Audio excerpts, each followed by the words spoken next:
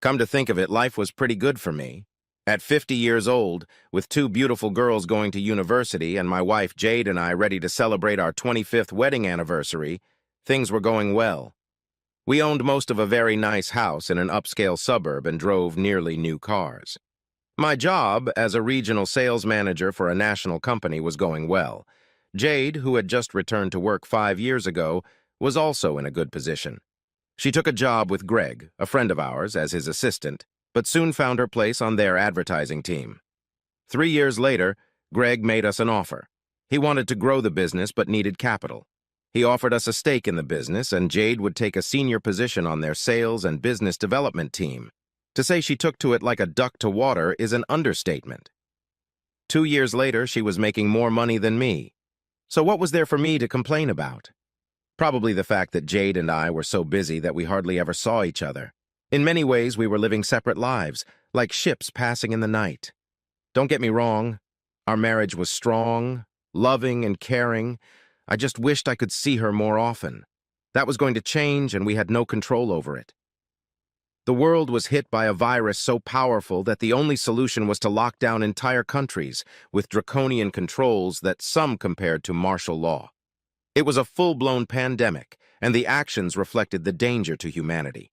Country and state borders were closed. Schools, churches, universities, and public forums were closed. Virtually all non-mainstream businesses were closed, and employees were ordered to stay home. Those who could work at home were forced to do so, and only those employees who were rated as essential were allowed to work. All stores, with the exception of supermarkets and pharmacies, were closed. To support these actions, the police took to the streets in large numbers to enforce the new laws. And so we were locked up, imprisoned in our own home, with no one but ourselves to talk to. To me, this was the chance we had been looking for so long. In fact, it was a blessing in disguise. Working from home was like a vacation. Jade, unlike me, worried that the business was so new that they didn't have the same cash reserves as the big players. We set up separate offices so we wouldn't interfere with each other. We brightened up the day with some fun banter about who was making coffee or lunch, and it was sort of a renaissance period in our happy marriage. For the first couple weeks, it was just like the honeymoon period. We cooked together, shared cleaning and household chores. We slept in on weekends and rode bikes. I'd been a fanatical cyclist all my life, and now Jade saw it as her only chance to get out of the house. Back then, people were only allowed to go out if they played a sport and had to maintain a social distance of at least 2 meters. Cycling seemed like the perfect solution. It became our daily break from work and an escape from household chores. During this 2-week period, Jade really took to it and looked forward to it as much as I did. The break from our usual routine gave us the opportunity to try out activities that we would have otherwise missed due to travel and long working hours. As a treat, I took an online massage course, and Jade became the lucky recipient of my nightly massages. This in turn led to the most amazing sex of our lives, as if a magic switch had flicked and we were transported back to our early years together. We made love every day, often twice a day. Oh God, it was incredible. Jade was still very attractive, active, and sexy even at 48. She decided to fill the time by taking an online course in aromatherapy, after which the delivery vans came every day and the house smelled wonderful. The combination of aromatherapy and massage had amazing results. As good as life was, things went downhill in the 3rd week. It became difficult to maintain that level of excitement and interest. We became irritable, feverish, and needed a boost. To try and get the magic back, I cooked a great dinner. Jade seemed impressed with my cooking skills, but as soon as she finished, she thanked me for the meal and went straight back to work, leaving me to sit on my own. The 3-appet was starting to take its toll on their business. I'm no fool and understood that, but opportunities like this don't come around often. A chance to start our marriage, I felt was slipping away. She spent too much time on the damn computer or phone chasing clients and customers. I needed to get her away from that damn computer. I ran a hot bubble bath, filled the bathroom with scented candles, selected smooth and luscious jazz, and dimmed the lights. When I entered her office, she was typing diligently like a madwoman. She looked up with a strange expression when I held out my hand to her. She stared back at me. "Mark, what are you doing?" I lifted her out of the chair, and she got up reluctantly. "Mark, honey, I have work to do." Putting my finger to her lips, I gagged her and took her to the bathroom. She moaned the whole way. "Mark, please, honey, I have work. It's important." As soon as she saw the bathtub and the candles, she smiled broadly. "Oh, you sexy monster, it looks incredible, but darling, I have work." "My love, I'm sure your clients will still come tomorrow, so tonight relax, enjoy the champagne, and massage that gorgeous body." I helped her undress and held her hand as she climbed into the hot tub. As she reclined in the tub, I handed her a glass of champagne. She took a deep breath. "Thank you, darling. I can't believe how thoughtful you are. I'm spoiled," I chuckled. "He worries my love. I will demand reparations later, and maybe I will get it out of your body." "Oh, God, I hope that's a promise," she whispered. I left her lying there, covered in water, head tilted back, eyes closed, listening to music and enjoying the relaxing water. I walked into the break room, and as I passed her office, I heard her phone buzzing. Damn, it would probably distract her if she heard it. I ran inside and was about to turn it off, but when I saw it was a message from Greg, I decided to open it in case it was important. When I opened the message, I was stunned.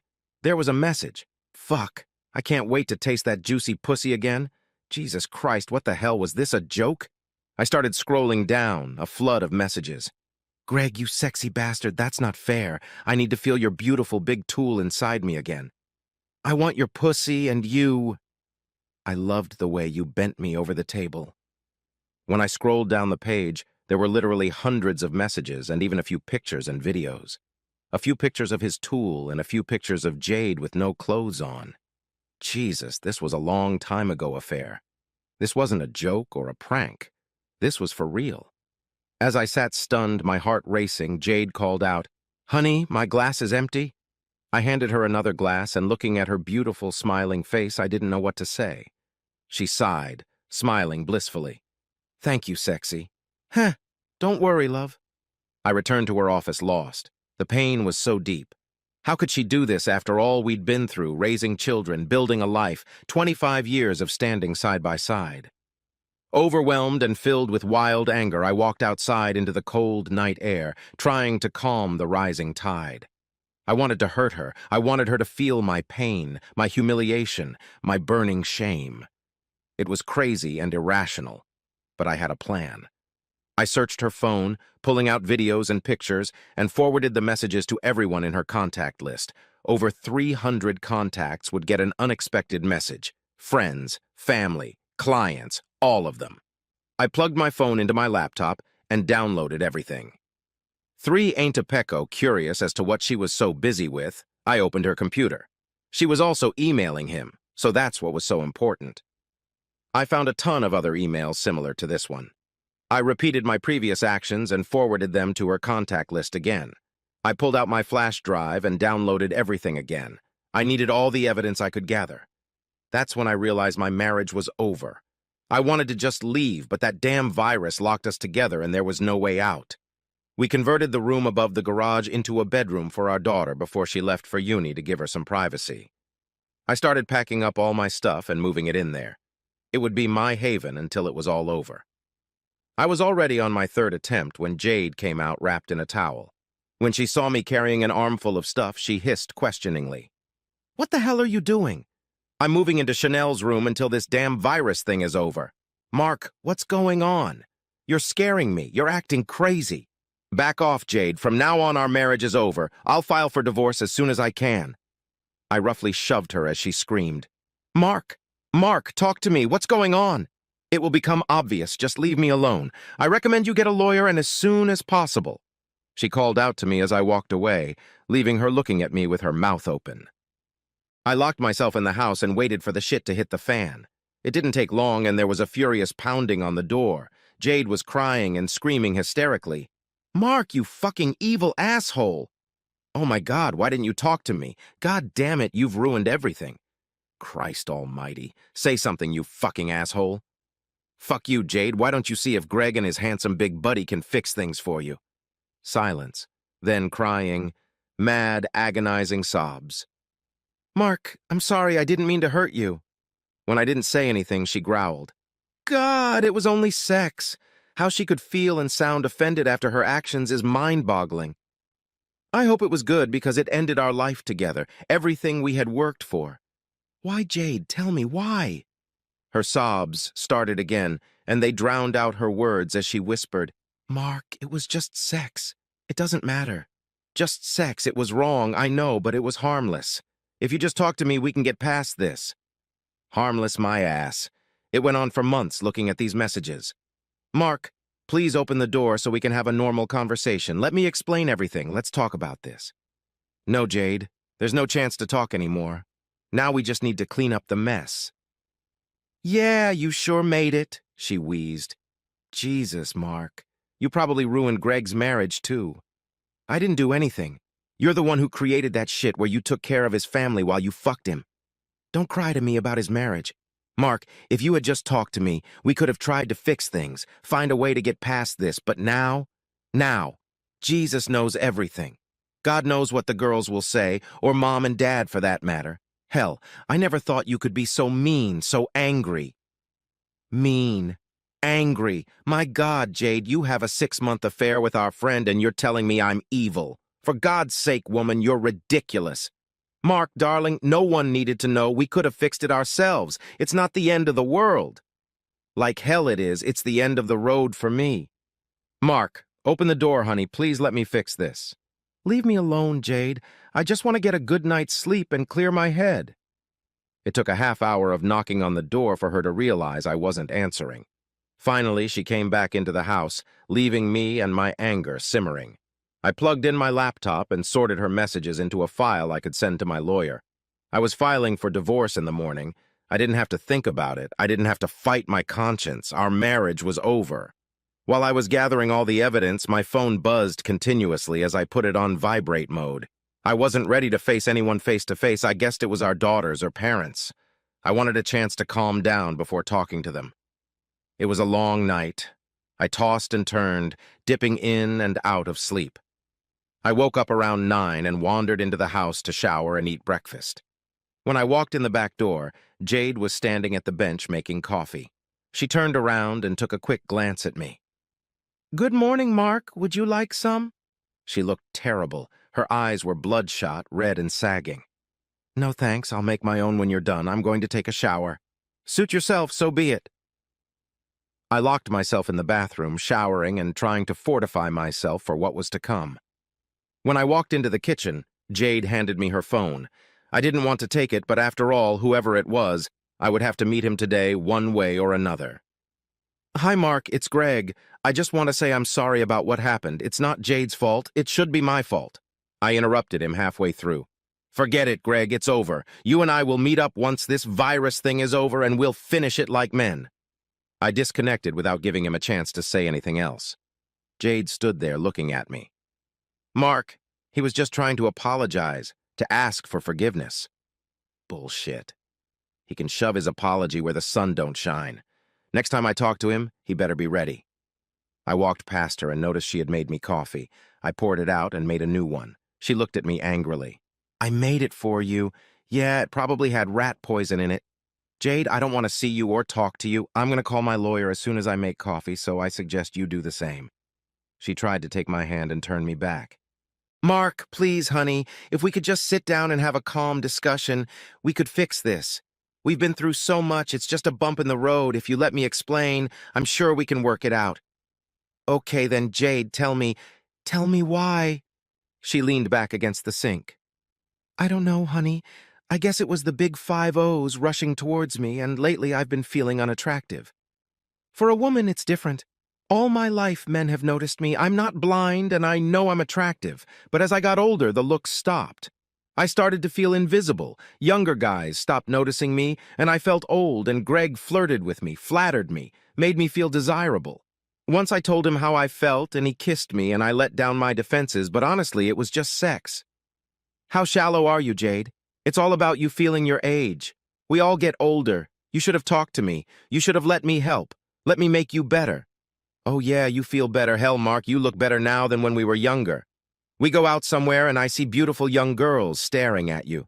You've gotten better looking, and I look old next to you. Oh hell, we were supposed to grow old together. That's what life is all about.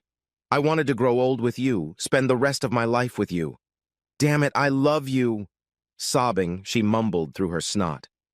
We still can, Mark. I love you. I always have, and that hasn't changed. Shaking my head, I groaned. Call your lawyer, Jade. You're going to need all the help you can get. Pouring my coffee, I walked into the room and plopped down on the small couch. God, what a horrible mess. All I wanted to do was escape, but I was locked up, imprisoned with this crazy bitch. As I sipped my coffee, I got another call. It was Melissa, Greg's wife. Hey, Mark. She'd obviously been crying. I'm sorry, I don't know what to say, but thanks for letting me know. It's okay, Melissa. I needed it for my own peace of mind. What are you going to do? She sighed. I don't know, God. Everything is so messed up. I want to kill him, divorce him, cut off his damn tool. But it's not that easy for us. Our kids are so young. Everything we have is business-related. We're mortgaged up to our eyebrows. If I leave now, I'm going back home to my parents, and that's going to be hell. You have to do what you think is right. And what about you? What are you going to do? She asked.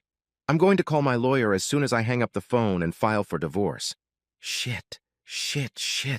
I'm so sorry, Mark. Is there no way to work this out? No. As far as I'm concerned, it's over. We talked for a while longer before hanging up. Arthur, my attorney, was shocked when I told him the story. He had been involved in all the major decisions in our lives, especially the refinancing and investment in Greg's business. He asked me what I wanted to do, and I informed him that I wanted to file for divorce. I offered to send him proof, but he laughed. It doesn't matter. She may be wrong, and adultery is grounds for divorce, but it won't help you. You can't get away from the marital act. She gets half of everything, even if she's wrong. Accepting his news, I muttered. Just send me the papers, and I'll fill them out. But I'm definitely filing for adultery. I want everyone to know. Buddy, the only advice I can give is to take it easy, buddy. You're mad now. I'll send the papers. But please think about it a bit. The decisions you make now, you'll have to carry out for the rest of your life. Later, the papers came, and I was filling them out when the phone rang. Checked the name. It was my oldest daughter, Katie. Daddy, what the hell is going on? I just talked to Mom, and she's hysterical. I can't understand a word she said. Is it really all true? The emails and messages, is it true, or is it some kind of stupid prank? She didn't believe it at all. It was her mother, her beautiful, caring, loving mother she was so close to. I could hear the disbelief in her voice. Taking a deep breath, I groaned. Yes, it was true. I had only found out myself yesterday at the same time as everyone else. Damn it, who sent this out? It came from my mom's email. Feeling a little guilty, I muttered. It doesn't matter who sent it. All that matters is that we found out. So what are you going to do? Of course I'm going to file for divorce. What do you think I'm going to do? A sharp intake of breath preceded her frantic screaming. Daddy, no, please, no, no, no, no. Then there was silence, after which she added, Divorce is just too damn much, isn't it? Sure, you can try to get over it or whatever. We're talking about Mom, Dad. It's just a mistake. It's meant to be. You've been together forever, and she loves you. You know that. I used to know it, Buttercup. I would have bet my life on it. But now all I can do is try to stop myself from killing her. You don't mean that, Dad. It's just anger. Calm down and take a breath. Of course divorce isn't the answer. Maybe you could try a counselor or something. Sorry, Buttercup, but I've made up my mind. I want out. She's humiliated me enough. The conversation dragged on. She tried to make me change my mind, and we kept repeating the same words over and over again. Eventually, she hung up the phone, as confused and frustrated as I was. Julie, my other daughter, kept up with Katie, and again the afternoon was lost as she tried to get me to change my mind. Unfortunately, she didn't believe it was true and tried to convince me that it was just some weird hacker or something. Even her persuasive arguments couldn't change my mind. I filled out the paperwork and returned it to Arthur, signed and completed. When I called him, he gave me another piece of advice. Split the finances now before things turn into a scandal. It made sense, and I started going through our finances and possessions. We only had one bank account, and it was a joint account, and everything was deducted from it. Credit cards, mortgages, everything. Opening another account over the phone was impossible. You had to go there in person. Everything was tied up. The only good news was that there was nothing she could do either, so the money was safe for now. Of course, the rest of the day went the same way. I took calls from friends and family. Everyone wanted to know what was going on. By the end of the day, I was tired of explaining. Jade's parents were the worst. They couldn't or wouldn't believe it and seemed convinced that it was some evil plot I had devised to discredit their daughter. During dinner, I went into the house and was rummaging through the cupboards looking for something to eat when Jade walked in. "Can we talk some more, Mark? Please, we need to talk about this. Katie and Julie are devastated. Hell, you scared them half to death with all that wild talk." "It's not wild talk. I've been honest with them. I told you, Jade. I've already talked to Arthur and filed the papers. We are now in the process of divorce." Jesus Christ, Mark, that's ridiculous, honey. It was just sex. I had no love affair or plans to run away with him. It was stupid and selfish, but it doesn't have to be the end of the world. My God, you're acting crazy. No, crazy was me when I didn't see this happening right under my nose. Hell, I must be a fucking idiot. You both must have laughed your asses off. Jesus, all those family reunions of yours, you and him must have had a good laugh. No, honey, it wasn't like that. We never laughed or even talked about it. Bullshit! You fucked for 6 months. Don't tell me you never once laughed about slipping away or getting out of it. 6 fucking months, Jade. 6 months. Her face dropped. We never laughed at you or Melissa. Say what you want, but I feel like a fool. All this time I loved you, brought you flowers on your birthday, and he gave you quick sex, God. How many times did we make love after you were with him? Never! She screamed. I would never do that to you. I love you. I'm sorry, I didn't think about it. I didn't mean to hurt you. It just started out as innocent flirting and fun. Please, Mark, can we just sit down and talk? Hell no, it's over. You'll get the papers in a week or so. Just sign them and send them back. Like hell I'll do that. There's no divorce. You're being stupid. We can fix this. I didn't say anything back, and she burst into tears. Mark, you've already ruined me. My career and Greg's business. How much more revenge do you want? It's not about revenge. It's about getting it over with and moving on. I took the chips and left her there looking after me. The next day, I was woken up by Jade banging on the door. I opened it to see what she wanted, but she persistently barged in. Mark, Greg, Melissa and I talked last night, and we have a plan to try and save the business. We're going to say that the disgruntled employee we fired hacked into my email account and set the whole thing up in retaliation for my firing. Say what you want. I don't care. Mark, we need your help. If we want to get people to believe this, we need your help. Can you back us up? I laughed. Hell no. If anyone asks, I'll tell the truth. People need to know what lying, manipulative, despicable shitheads they're dealing with. My rage shocked her. Melissa agreed. She's going to support us. Mark, I'm begging you. Greg and Melissa are going to lose everything. His reputation is in tatters. It's his fault, not mine. She stomped her foot. But that's exactly what we'll say. We'll let everyone know, including the kids and Mom and Dad. Suit yourself, but I'm not helping. For the next week, every time I went inside, she was on the phone with customers, spreading the word to those who had gotten the letter. I left them alone, but Melissa called me and begged me to help. They were desperate to resuscitate the business and save Greg's reputation. Melissa seemed to have forgiven him and openly begged me to reconsider my position. I was so sick of it all and wanted it all to end, but there was no way to avoid the daily drama, no way to avoid the hellhole our house had become. Katie called several times and became increasingly upset with me. Her mother even convinced her that it was a strange conspiracy to discredit her mother. She convinced me that I should take it as it came, forgive and forget. Of course, all I had to do was send her the video clip, but I couldn't bring myself to do that. Instead, I went the other way and tackled her mother. She was in her office working with new clients, busier than ever. I pulled a chair over next to her desk, sat down and folded my arms.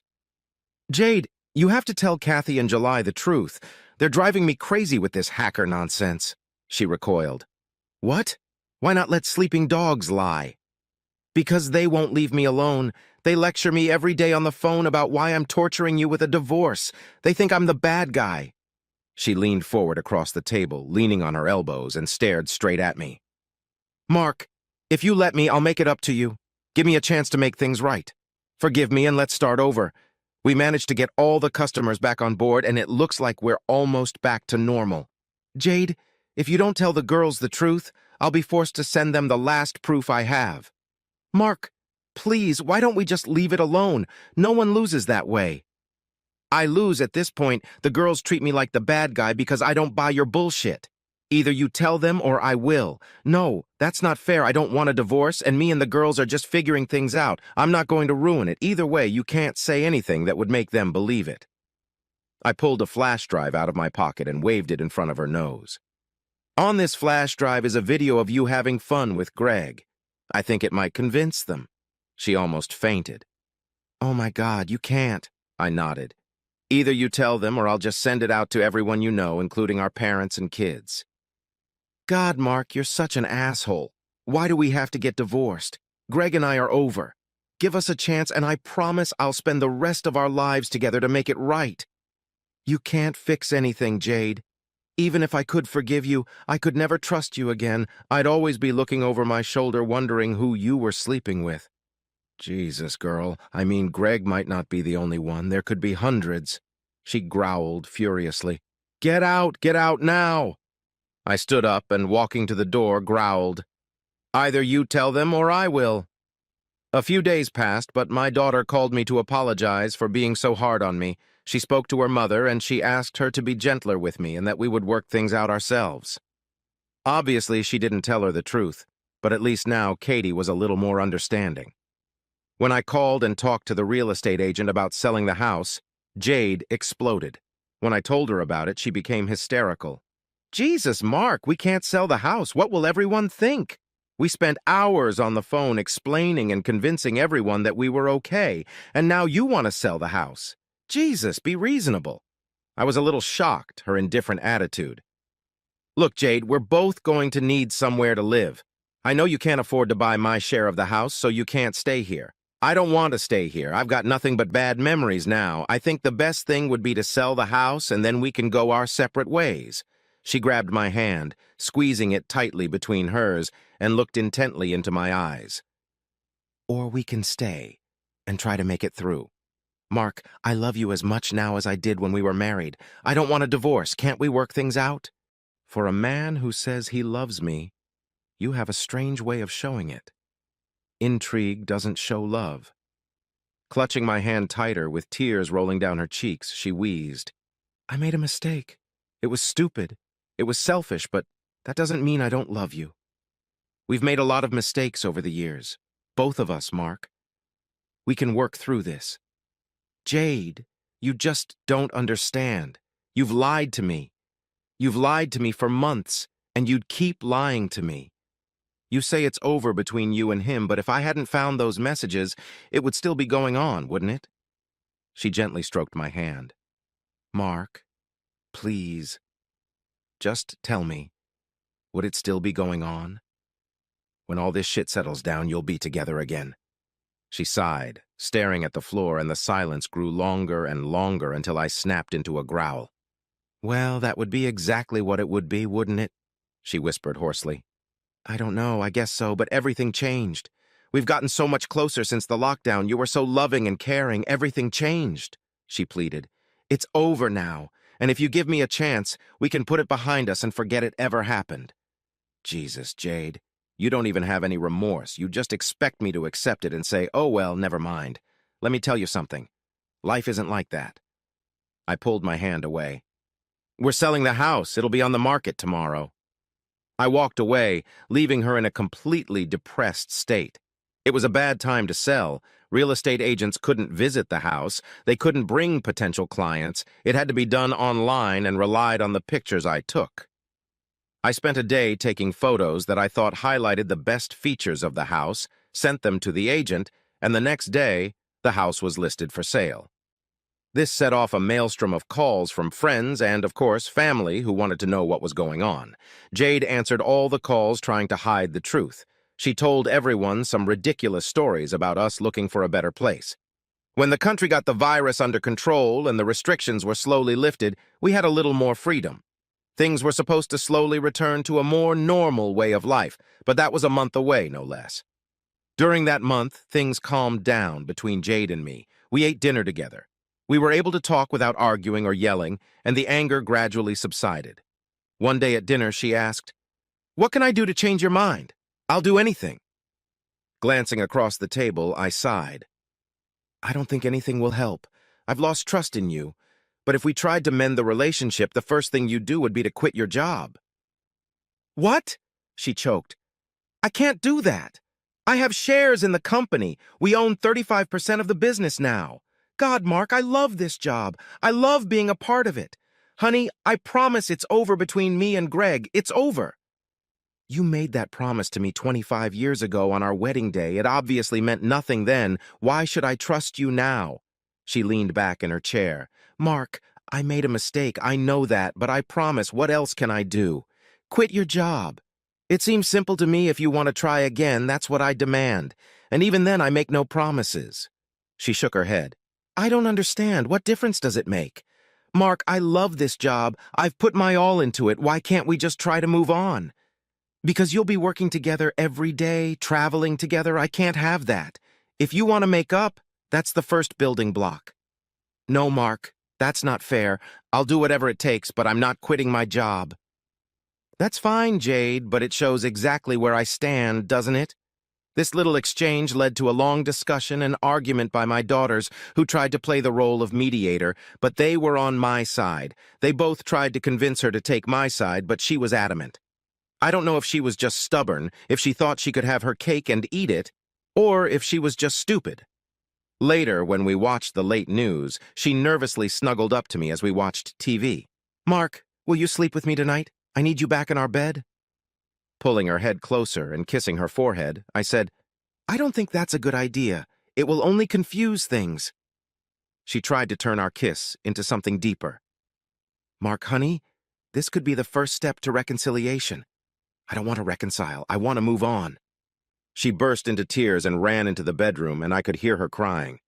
Turning off the TV, I went to bed. The papers came back from the lawyers and were unsigned. Jade refused to sign. She wanted to fight.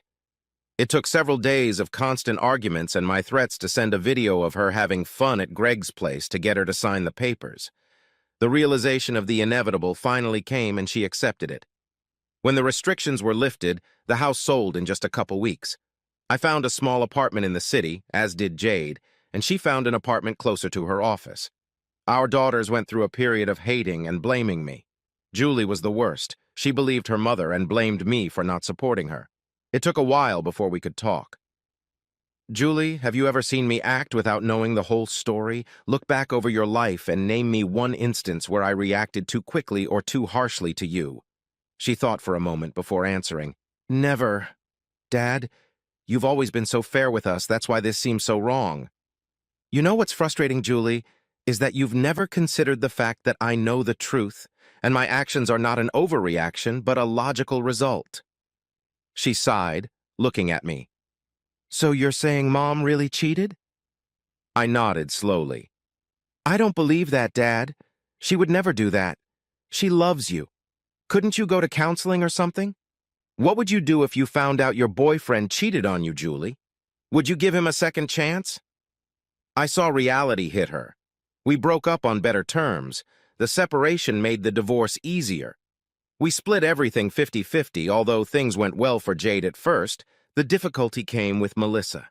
She tried to accept that Jade and Greg were still working together, but she was having a hard time, and so was I. How could she trust them? We no longer kept in touch. She blamed me for some of their difficulties. Melissa thought that if I forgave Jade and stayed with her, the problems she was having with Greg would somehow be resolved. Greg was Jade's closest friend, but because of Melissa's constant nagging, a rift had formed between them and he was forced to withdraw, which hurt Jade. She spent most nights crying on the phone with our daughters, which in turn prompted them to call me, begging me to forgive and forget. Greg. The moment the restrictions were lifted, I took my chance. I had made him a promise, and it was time to act. I waited in the parking lot of their business. The day of reckoning had come. As soon as he stepped out into the parking lot and saw me, he stopped dead in his tracks. Mark, I'm sorry, I was a fool and I apologize for this shitstorm. I took off my jacket and put it on the hood of my car. Greg, I promised you I'd come get you. Now I'm here. Let's do this like men. He quickly stepped back. Mate, I don't want to fight you. It won't solve anything. You're not my buddy. You gave up that privilege when you screwed my wife and lied to my face. He realized when I approached him that this was happening. He dropped his briefcase and started to take off his jacket. As soon as he threw off his jacket, I was on top of him. We were about the same height and couldn't be called fighters, but I had anger on my side, a cold, dirty feeling in my stomach that needed an outlet. When I hit him, the pain subsided a little and my stomach relaxed. Not all the blows were one-sided. He threw a few punches too, but driven by anger, I kept going.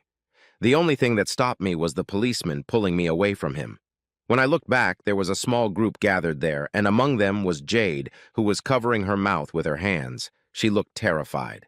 The policeman separated us, and Greg and I stood looking angrily at each other. There was blood running down his face. His nose was broken, and his lip was smashed. He wasn't an oil painting, but then again, neither was I.